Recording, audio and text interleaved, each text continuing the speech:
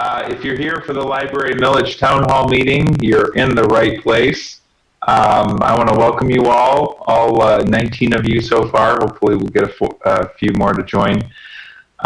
More than 1,500 people participated in our library survey research. We did 2 focus groups where community members joined us and shared their thoughts and feelings about the Troy Public Library. And it was actually there where we heard from a lot of people that they enjoyed providing input and participating online. And so it's our pleasure tonight to bring you the City of Troy's first online town hall meeting. Now, actually, last week was the very first one. But the presentation's the same tonight, the agenda's the same, and we've had more practice. So we hopefully sound better this week than we did last week. This meeting is being streamed live and recorded. Now, the way we're set up tonight, Kathy and I are the only 2 people you're going to see, and you'll hear some of our coworkers read the answers later. But so your microphones and cameras are disabled, so you're not going to be streamed live or recorded. But wanted to let everybody know that we are streaming live and recording, so if that makes you uncomfortable, you can leave now. But you can also tell your friends and neighbors that they can watch this on our government access cable channel or watch it on YouTube after we're done tonight, if there are folks who are interested in seeing it. So the agenda for tonight's pretty straightforward. We're going to start out with introductions and instructions. Going to talk a little bit about the library past, present, and future.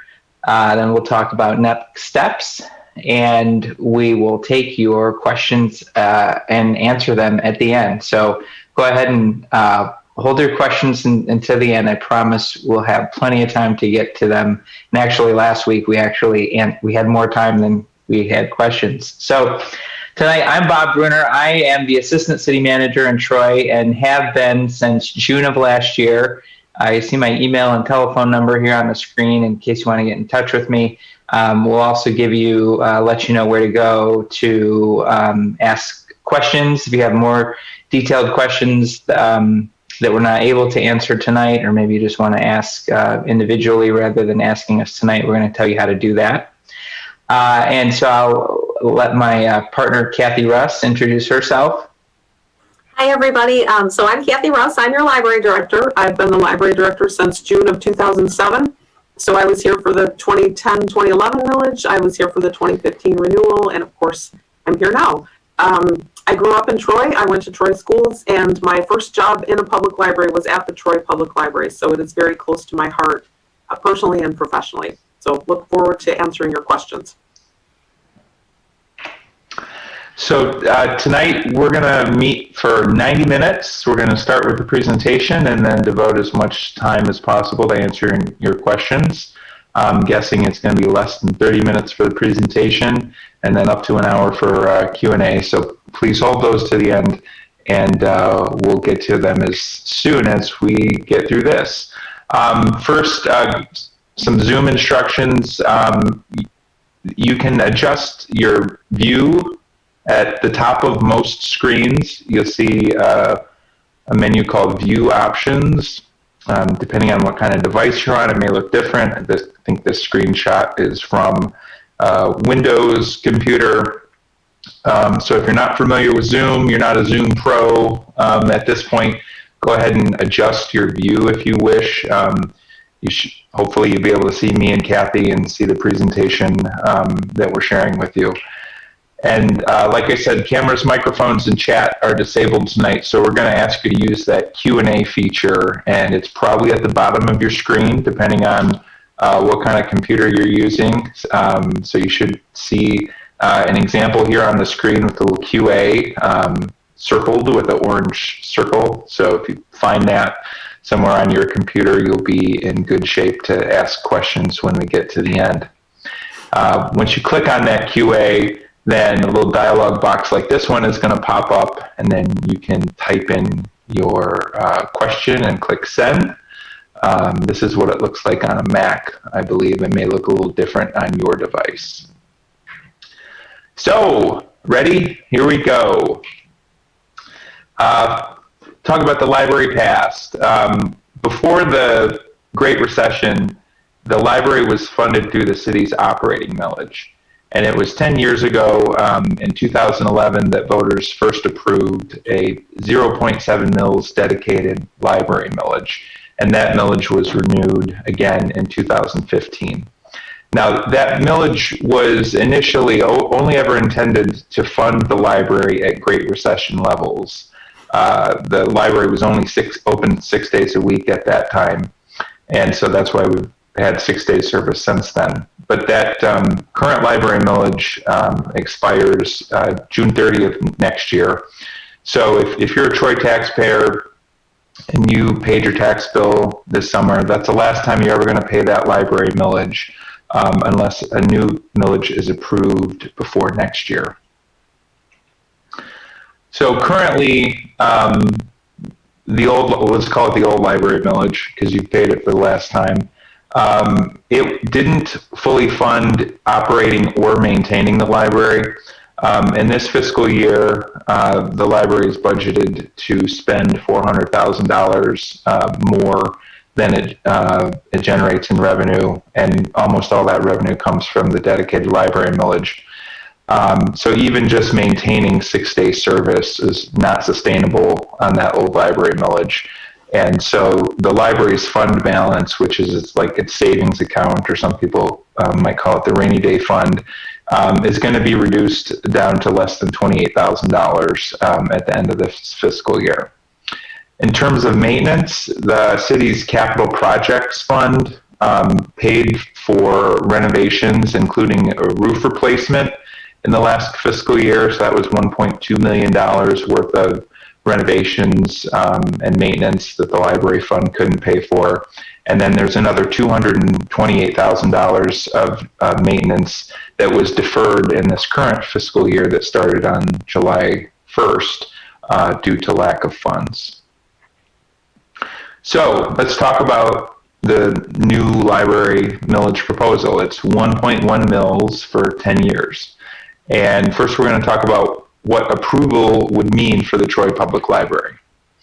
If voters approve the new library millage, is three big things. The first is to restore 7 day service, perform building maintenance, and implement needed upgrades. So we're going to talk a little bit more about each one of those things. 7 day service ended July 1st, 2010. Back during the Great Recession, hours were reduced from 7 days a week to 6 days a week, and from 65 hours a week back to 55 hours a week. So that's the first big thing that the new dedicated library millage would allow us to restore. Building maintenance, this isn't very exciting stuff for the average library patron, but it's very important to having the library. The big ticket item that we're looking at in the near future is replacing the heating, ventilation, and air conditioning systems. That's obviously a big price tag that comes along with that, and something that's got to be done. Other things that you may actually notice more readily when you visit the library are things like replacing the windows and repairing the elevator. And the windows in the elevator date back to when the library was expanded in 1984. Upgrades include furniture replacement. I think that's easily the first thing and one of the most visible things that you'd see change. The current furniture dates back to 1971 and 1984 in a lot of cases, because the Troy Public Library is actually two different buildings. The original building opened in 1971, and that's what the part of the building that's currently the youth services area. And then it was expanded in 1984, but a lot of the furniture in the building is original to those dates. And then there's other examples of creating study rooms, dedicated teen area, maker space. These are the kinds of things that library patrons request most often. And so these are the kinds of upgrades that the new library millage would allow us to implement. So this table shows the operating income per capita that Troy Public Library had with which to provide services back in 2018-19. So this data comes to us from the Library of Michigan. They collect statistics about libraries around the state. And this is the most recent data that's available. We're looking at the 17 largest libraries in Oakland County. Class 6 libraries is the largest class, and Troy Public Library is a Class 6 library. Some of our other neighboring communities are a little bit smaller, Class 5. But what this shows is that among the 17 Class 5 and 6 libraries, back when we were actually levying 0.6884 mills, the Troy Public Library had $44 per capita to provide services. And that puts Troy Public Library in the bottom half of those 17 libraries. Compare that to what the Troy Public Library would have had if we were levying 1.1 mills at that time. It would have had about $68 per capita. $44 per capita, like I said, bottom half of the ranking here, also about 30% less than the average of the other libraries. 1.1 mils pushes the ranking up to 7, would put TPL in the top half, and actually put operating income per capita just a little bit above the average at this time, which was about $64. So long story short here, what the new millage means for Troy Public Library is more money per capita with which to provide library patrons with more and better services. Now, next we're going to talk about what the new library millage would mean for taxpayers. Hopefully by now most of you have seen this table. This was on a postcard that was mailed out, as well as on our library millage website. It shows that for the average residential Troy taxpayer, you're going to pay about $12 a month for library services. And this is consistent with some other services that you may also be paying for, things like Audible, Hulu, Netflix, and so forth. And TPL, in addition to offering streaming television and movies, has audiobooks, books, magazines, a variety of other things that these other services don't provide. The next thing it means for the average taxpayer is that the average taxpayer is going to pay about $137 a month, as opposed to a year. Did I do that last time too, Kathy? Sorry, switching from month to year. So the average residential library tax is going to increase. And here you see where Troy was ranked among the 22 communities in Oakland County that levy a dedicated millage for libraries. And again, so we're moving up in the ranking here.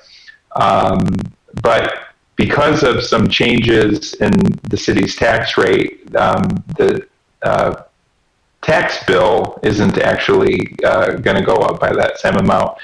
So if you haven't seen this already, I highly encourage you to visit the 2020 millage website, and you'll see here I have circled and a big orange arrow pointing at the library millage estimator. So if you go here to the Library Decision 2020 website and click on that link, it's going to take you to a page on the city's website that looks like this. And this is our library millage estimator.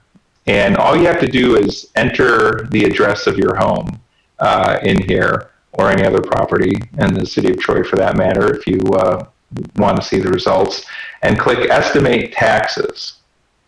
And then that's going to give you a results page that looks like this.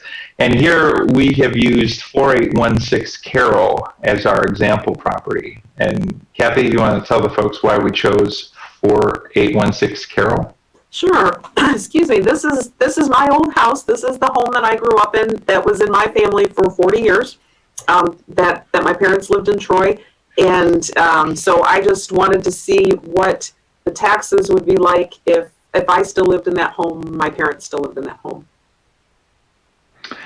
So the first thing you see here is that it shows the 2020 taxable value, and again, that's current. That's this year, most recent information we have. And for this particular property, it's $112,280, which is a little less than the average residential property in Troy. Average residential property is a little less than 130, but it's pretty close. It gives us a pretty good example. So the first row it shows is that it's the estimated library taxes at 1.1 mils. And here we see $124 annually, or about $10 a month. Consistent with that other information that I already shared with you. But what gets a little more interesting is that the next row shows what this property pair actually paid and the total city taxes this year. When total city taxes were 9.9991 mils, that included the 0.6805 mils for the library that's now expiring. And it compares it to what the total city tax rate would be next year in 2021 if voters approve the 1.1 mils for the library. And so you see here that the total tax bill only increases by $4, or about 0.4%. And that is because the city's debt millage is also expiring and can't be replaced without voter approval. So this page, what you're seeing here now on the screen, will also show up in the library millage estimator, and it gives you more details about the city's total millage rate in 2020, what it included, and then the fact that the debt millage of 0.38 and the old library millage are going to go away. So if voters approve the new 1.1 mils library millage, the city's total millage rate would only go up from 9.9991 to 10.0386, rather than going up a whole 1.1, or the difference between the old millage and the 1.1. So you see here how the city's total millage rate has been steadily declining since 2015, and approval of the new library millage would just increase it by about 0.04 mils.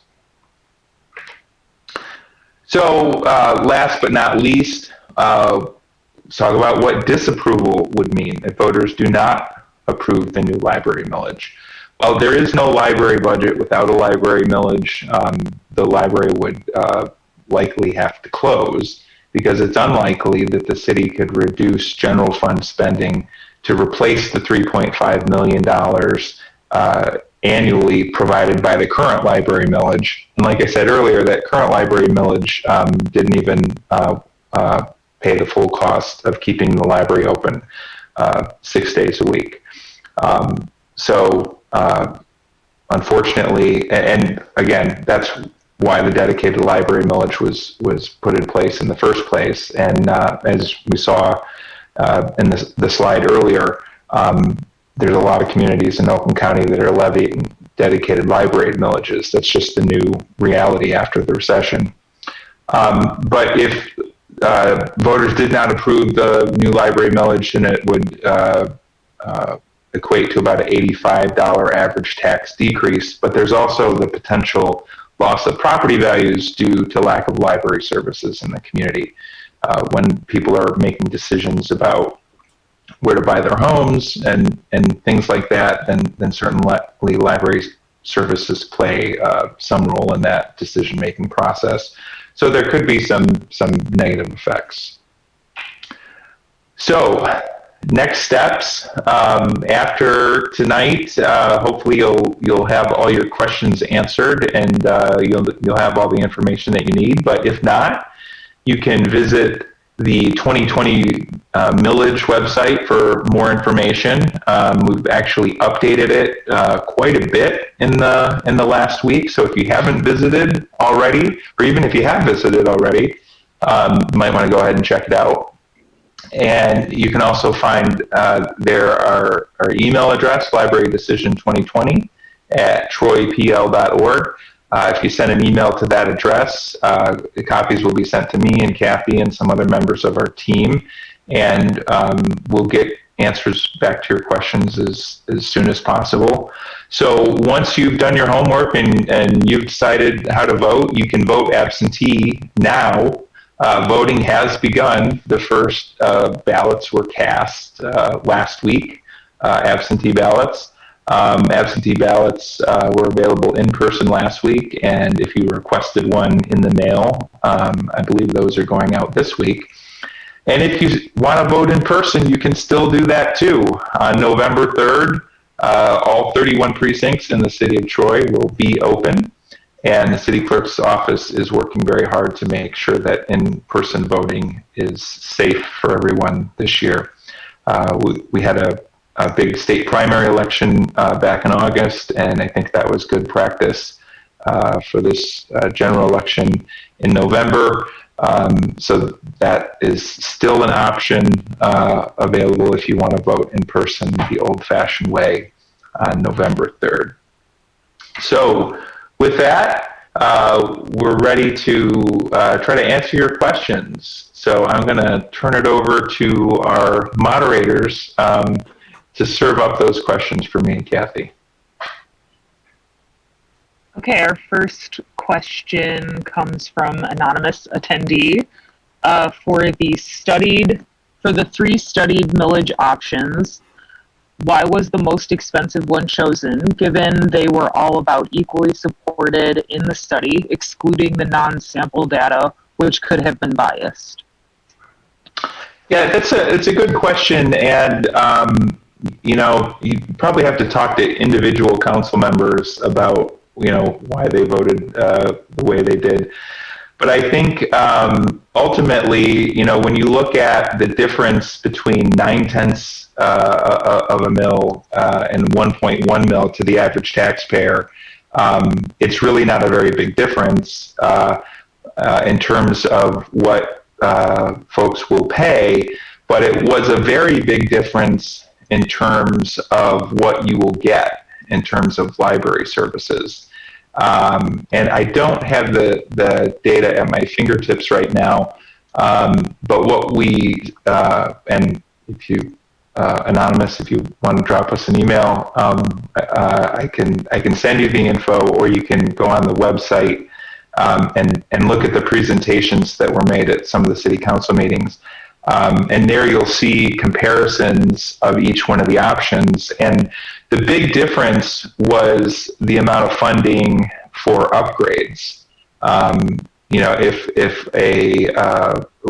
for example, 9/10 of a mil was chosen, we wouldn't be able to afford a 7-day service and the maintenance and upgrades that are needed. It would have had to pick one or the other, whereas 1.1 mils was able to provide enough funding to do all 3 of those things. And like I said, given the pretty small difference in what it actually means to the tax bill, I think City Council ultimately decided that was the way to go. Kathy, did you want to add anything to that? Yes, I'll just say that you can find the all of the memos that were submitted to City Council to provide information, and also you can watch recordings of those City Council meetings where council members did talk about this. That can be found on the Learn More Learn More tab on the Library Millage website. And as Bob mentioned, the 0.9 mils rate would have funded the library at its current level of service, which is 6 days a week.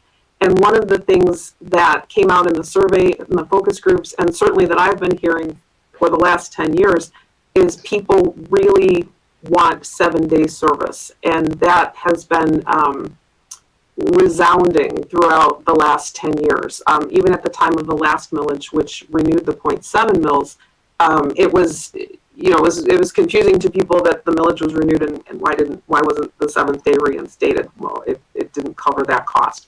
So I think council wanted to be responsive to that request. And I know that one of the points in the discussion was that the library millage rate is subject to Headley rollback, which Bob can talk about if anyone would like more information. But the current 0.7 millage is actually rolled back to about 0.6805. And one of the concerns was that to go with 1 mil, that would not extend through the entire 10-year life of the millage and get the library through what it needed to get through for 10 years. So that's my comment, but if you want the detail, I suggest you check out the Learn More and the City Council Agenda Items tabs on the Library Millage website. And you can certainly email us at Library Decision 2020 if you want more information. Our next question is from Bill. What does it mean when the proposal says state law also requires disbursement to the Troy Brownfield Redevelopment Authority? This is a good question and a frequently asked question. It's actually so frequently asked it's going to be added to our Millage FAQs website tomorrow. But let me find the answer for you. Basically, state law requires disbursement of the current library millage that was approved in 2015 to the Brownfield Redevelopment Authority, the Downtown Development Authority, and the Local Development Finance Authority.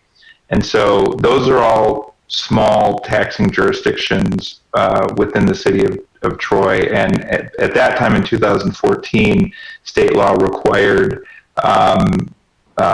what's called a tax capture. They would capture their portion of the library tax revenue. Now state law has changed since then. So the city was able to opt out of the DDA, the Downtown Development Authority tax capture, and the Local Development Finance Authority tax capture. So unfortunately, state law doesn't allow the city to opt out of the Brownfield tax capture. Big picture, it's estimated to be about $5,275 in the first year. It's less than 1% of the total library millage revenue. And again, the reason why is because state law, and it's just something that the city can't opt out of.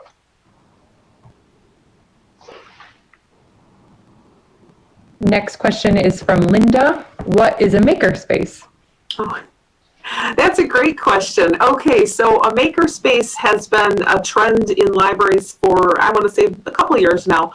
And it's a space where people can, let me back up. The library is about information. So you can get information in books, but you can get information on databases, from websites, from audio, visual materials, and all kinds of things. So another way you can get information is by learning via doing. So what makerspaces are places where there is equipment for use by the public, so you can teach yourself how to sew.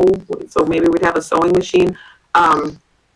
There might be a bank of computers with Photoshop and all kinds of tech tools that are in use these days, graphic tools to design different things, and someone could sit there and learn how to do that. We could teach classes there and teach people how to do those things. Rochester Library has a really cool one. I can't remember the name of the equipment, but you can use it to engrave invitations. So it's a space that we would make available to the public to to do some hands-on type learning of different types of equipment that maybe you can't afford for yourself, or maybe you're thinking about purchasing, and certainly not, every piece of equipment in the world that's out there, but that you could, even try it and decide if you like it. Many libraries have 3D printers, so we could potentially purchase one of those.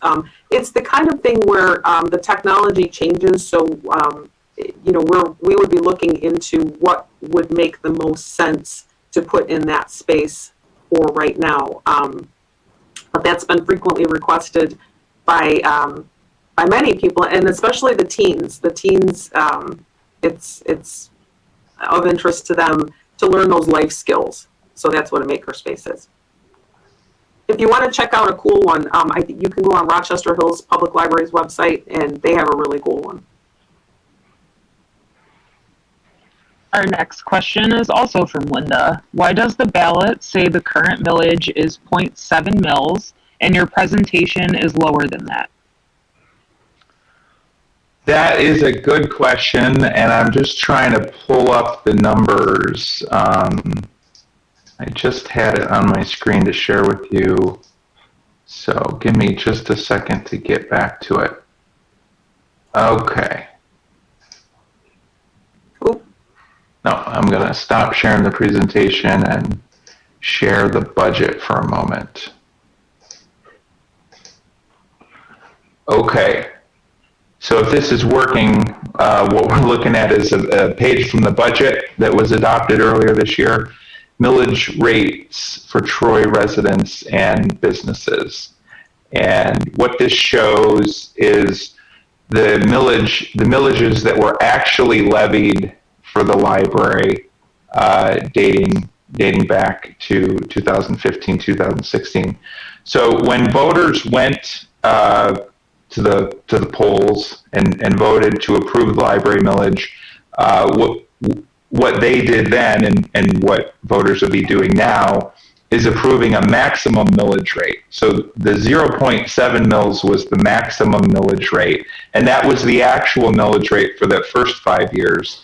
But then when that was renewed, due to Headley rollbacks, the millage rate actually gets reduced by law. Now, I won't go into detail to try to explain what a Headley rollback is here tonight. Certainly you can follow up with an email and I can point you in the right direction. You can look online to learn more about Headley rollbacks. But what you'll see is this happens to a lot of different millages. Here you see how the library millage rate has been reduced. The city's capital millage also gets reduced over time.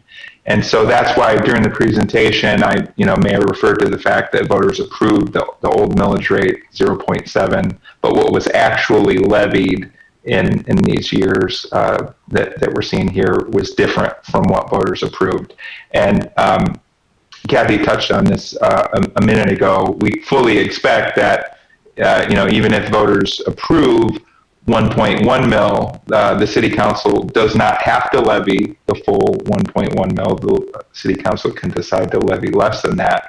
And also, over time, it is likely that millage rate will be reduced again because of the way the Headley Amendment to the Michigan Constitution works.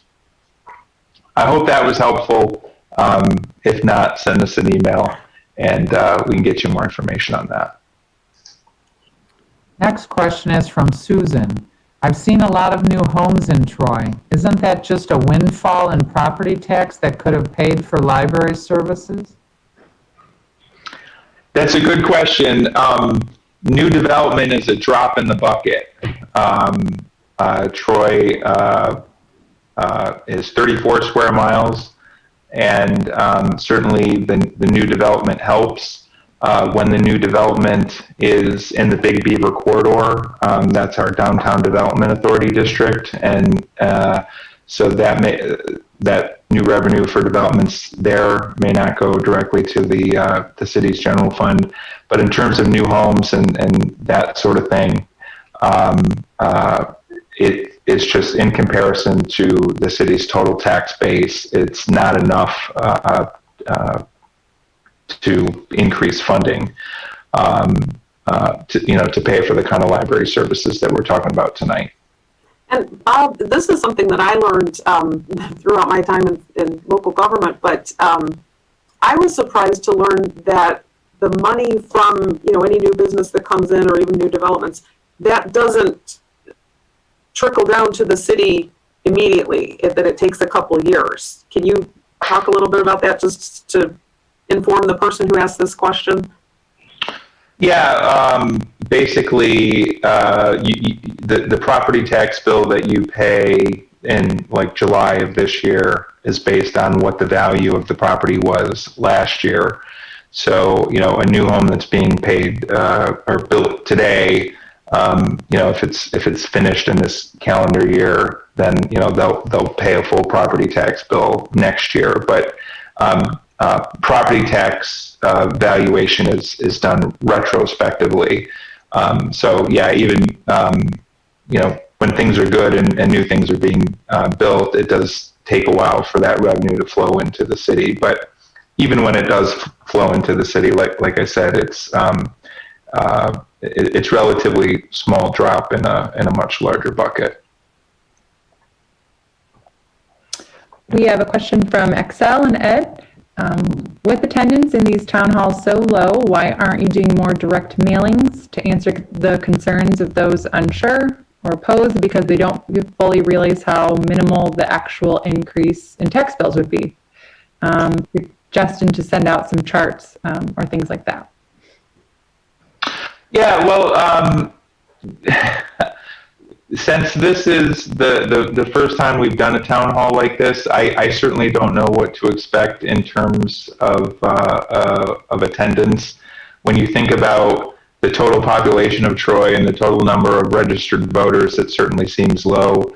But the fact is, we don't know why. Maybe people have already read the mailer, looked at the website, or emailed us and had their questions answered. I can tell you as of today, Kathy and I have answered dozens of questions from I think 15 or 16 different people. So that's like a whole nother town hall on top of the number of attendees tonight and last week. So the other kind of challenge that we have in this environment is, like I said earlier, votes are already being cast. And so we had a relatively tight timeline to generate the information and get it out. So with absentee ballots already going out and some of them already coming back in, I'm not sure that more direct mail would really be the most cost-effective way to get the word out. But we have done a lot and will continue to do a lot with social media and directing folks back to the website for more information, emailing us. I think I said it before, but I'll say it again. These town hall meetings are being recorded and will be replayed both on our government access cable channels on AT&T, Comcast, and WOW, and also on the city's YouTube channel so that folks can go and view them whenever it's convenient for them. I'd just like to mention, I think, as Bob said, because voting started, last week with people being able to pick up their ballots and then mail out this week, we wanted to do a big push of information. But keep in mind, mailing things costs money for postage and also printing, and the library pays for that. And it's not that that's not important, but I think what we wanted to do was get the direct mailer out. I have information. There's information in Troy Today, which is sent to all the homes in Troy. And then just make sure everybody knows about the website and how to get a hold of me and Bob. Because, even if a direct mailer would be effective, it does cost money. And I would rather put the money into library service to you instead of necessarily something that may, hopefully people will look at that may be thrown away. And so there's that consideration. And then, as Bob said, these town halls are being broadcast, and hopefully that will reach out to a lot of people and get the word out. We've also, I think I should also mention, Bob and I have been invited to speak to some community groups, and we've done, I think, 3 presentations so far. So there's many different ways to get the word out. We also send a press release to the Troy Times newspaper. It's only publishing every other week, I think. And the Troy Somerset Gazette is not publishing right now, which is unfortunate. But I know that press release has gone out, and if they pick it up, there should be something in the local paper soon.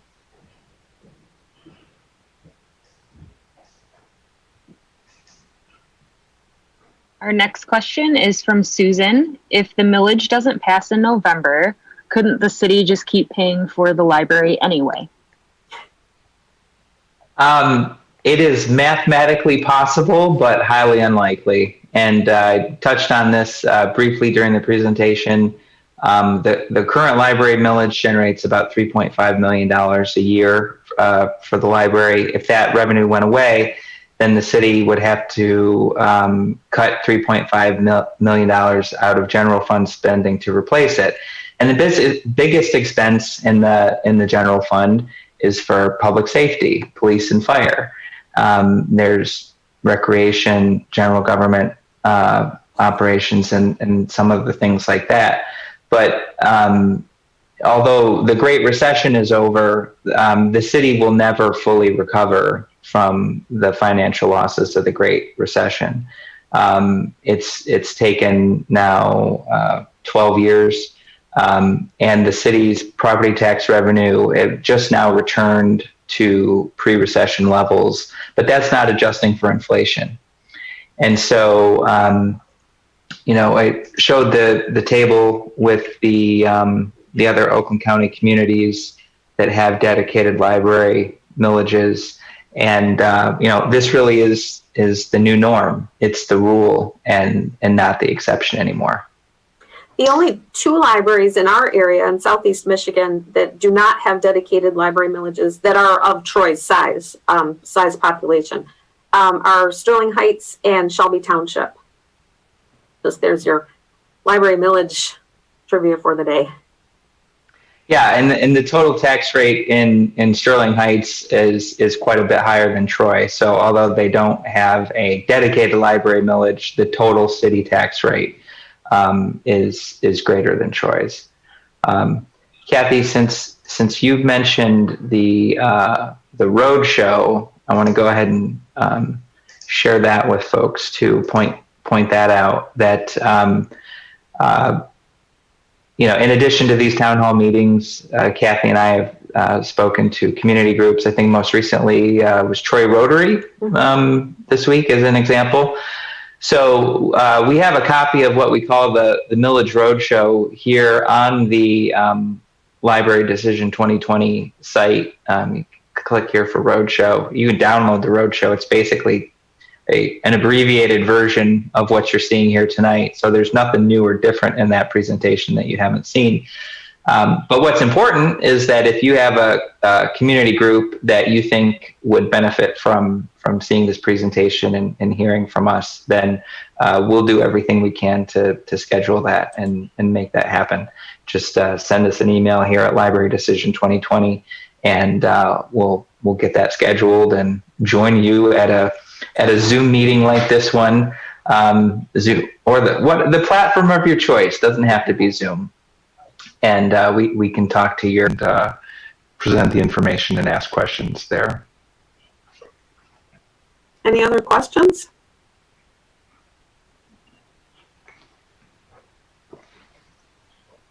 Please ask us questions.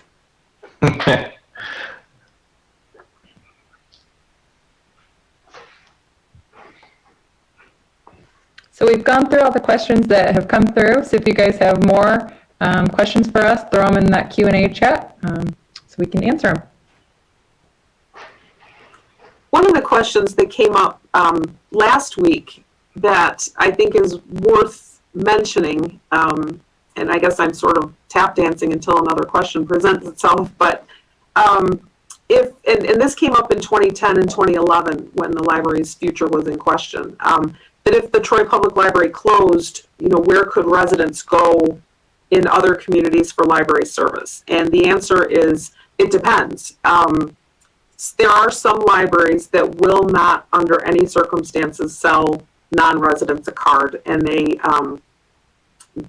those libraries are Rochester Hills, Baldwin Library in Birmingham, Bloomfield Township, and those are the three in our area. The Royal Oak Public Library, the Clawson Public Library, the Madison Heights Public Library will sell non-residents library cards, but you would have to check to see what they would sell them for, because the way that it works is to establish the rate for a non-resident library card.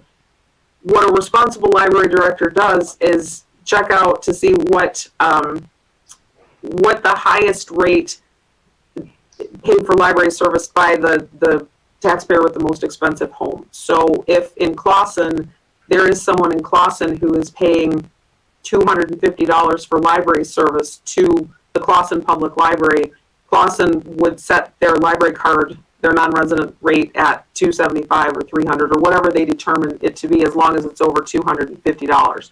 And the reason for that is you do not ever want to have a situation where a non-resident is paying less than a resident. So I think that that's important to note, the communities that will sell non-residents library cards and communities that will not sell non-residents library cards. And the rate that people would pay for that library service if they had to go to another community. We have another question from Linda. If the millage is approved, what would be the timeline for improvements and updates? Well, I have flipped back to the slide here to show what the new library millage would fund, so we can talk a little bit about when these things might happen. So it's on the road show, Bob. Oh, am I still on the road show? Sorry. Okay, thanks, Kathy. No, that's good. I'm gonna go back to. All right, can you see it now? Yep.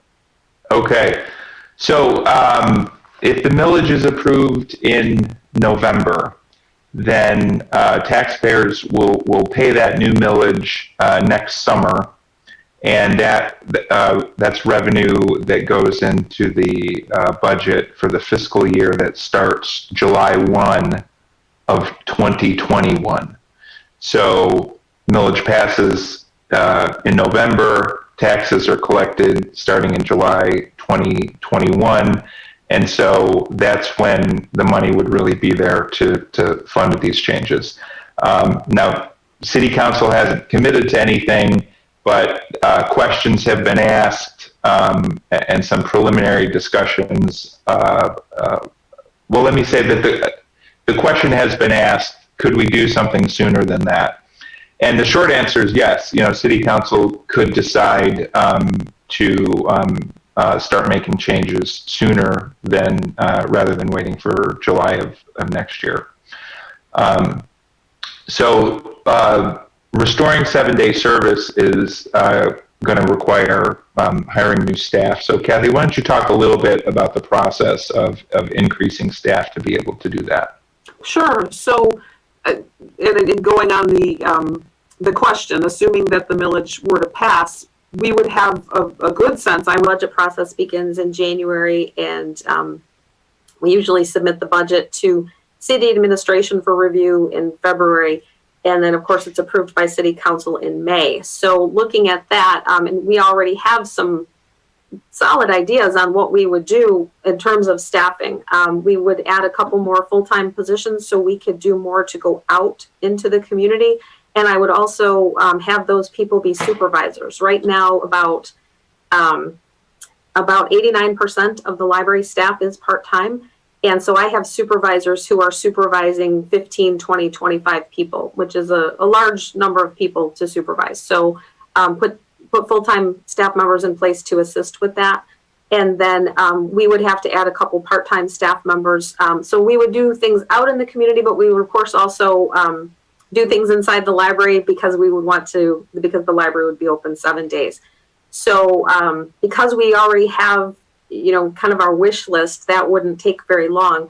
We would put that budget together. I could put that budget together sooner rather than later and share it with city administration and city council in terms of getting Fridays up and running. We would post the positions that we wanted to fill and work with the human resources department to fill them. We interview, we make the job offers. It usually takes a couple weeks from when the offer is made to the person starting, because they have to pass background checks and drug screenings, and a lot of times they have to give notice at their current position. So, timing being what it is, but we'd make it work. And then we could make an announcement about when the library would be able to be open Fridays and offer 7-day service again. In terms of the maintenance and upgrades, I think a budget decision, certainly as Bob mentioned, we have that maintenance that we need to get done. And we would look into, staggering that and prioritizing, making sure we took care of the most important things first while planning for the future. And then the upgrades, again, I think it would be a question of, when 7-day service is restored and all of the necessary maintenance for the year was taken care of or accounted for, okay, what can we do? Can we put those study rooms in? I'm sure that we would be able to do that and then see what else we could do. So I hope that answers the question. Yeah, thanks, Kathy. Kathy and I, we've been short-staffed at the library for quite a while. We've had several vacancies, and Kathy and I were talking about this earlier, and that hiring people and training them is not like changing a light bulb. So just the process of posting and recruiting and selection and that sort of thing can take months, even under good ideal circumstances, and we're now all learning how to do this remotely, so that can take some time. I think the building maintenance things, like I said, for most patrons, I don't think you're going to notice that stuff so much. There is a lot of windows. You'll be able to see out of them. Yeah, that will be different. That will be highly visible. But one of the things I wanted to point out about the maintenance and the upgrades is that the pandemic has really increased material costs for construction.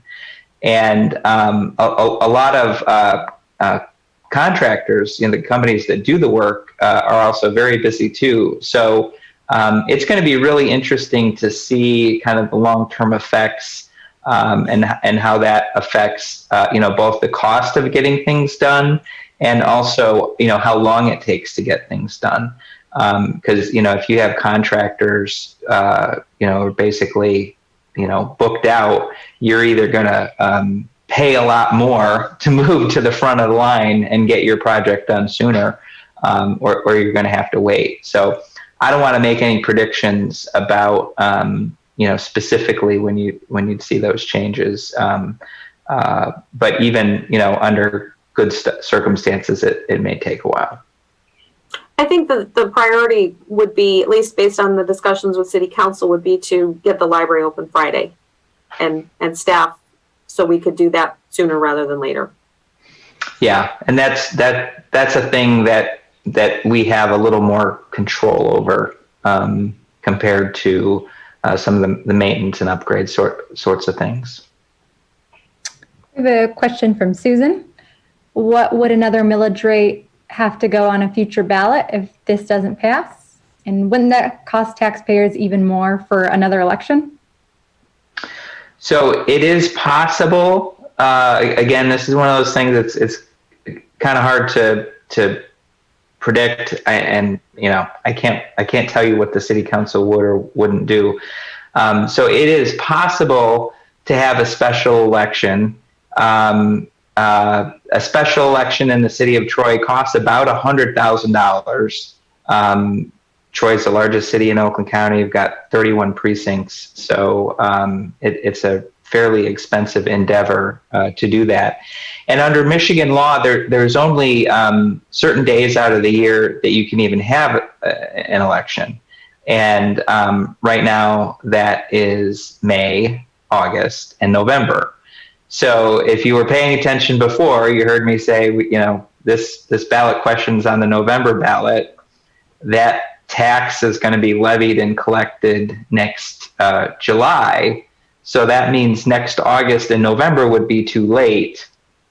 May might be an option, but don't quote me on that. There's a lot of detail that goes into when voters approve something, when it can be levied and collected. There's a lot of time dependencies. So it's not impossible, but it is expensive and improbable, maybe definitely impractical. And Kathy, I don't know if you want to, I know 10 years ago there was a variety of different election scenarios. I don't know if you want to speak to any of that based on your past experience, or did I cover the high points? I think you covered the high points. I think what's relevant to me to mention as far as that question is that, as Bob has mentioned, the library's current millage rate expires June 30th of 2021. I think it's important to know that that doesn't mean that the library closes on June 30th, 2021. What that means is the library's money runs out on June 30th of 2021. So if there were nothing to replace it and the library was closing, the library would have to stop services well before June 30th in order to do what it needed to do to actually physically close.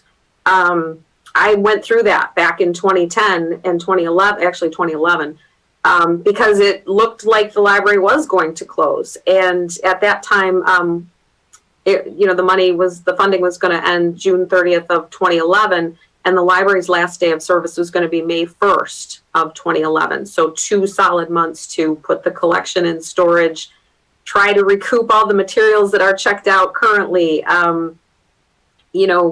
There's all, I won't even get into it. We have to stop vendor contracts. Suffice it to say, it's not like flipping a switch or changing. Right. You don't turn out the lights and walk away. June 30th is the last day you'd have paid staff. After that, we'd all be volunteers. So there's a lot that goes into it. And so I would expect that the library's last day of service would be somewhere in the neighborhood of March, April, if that scenario unfolded. Yeah, again, not ideal, to say the least.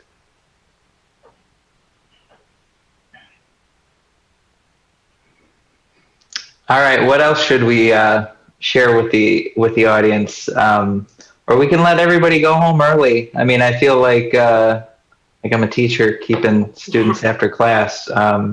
It's scheduled for 90 minutes, but if all the questions have been answered, we can call it early. I see where attendees are at 6, and I think a majority of those may be city folks watching and checking up on me and Kathy rather than regular folks tuning in. So I guess I'll say, it looks like maybe there's a question. No, No? they said thank you. Oh, you're there's welcome. a comment. There's 16 attendees and 6 staff. Yeah, well, some of the attendees are city people. Well, I guess I'll just say, please, if you have any questions after tonight, please do not hesitate to email librarydecision2020@troypl.org. Bob and I are really, I hope it shows that we want to answer your questions. There is no question that, please don't feel like it's a dumb question or it's already been answered, or, we really want to make sure you're comfortable with all this information so you can make your decision however you decide. So please don't hesitate to reach out to us. Go to the library website at troypl.org/2020millage. As Bob said, it'll be updated with a raft of new information tomorrow. and just let us know what you need, and we'll do our best to get answers for you. All right. Well, since we've managed to answer all the questions, we'll call it a night early tonight. Thanks to the city staff who helped make this possible behind the scenes. We've got, in addition to our moderators who helped with Q&A, we've got cable and IT staff back at City Hall, allowing us to reach out and share all of this with you remotely. And thanks to everyone who took the time to participate and check this out. I hope you've got the information you need to make your decision and either vote in person on November 3rd or vote absentee. And if there's anything else we can do for you, please feel free to reach out and ask questions. So thanks for coming tonight, and stay safe.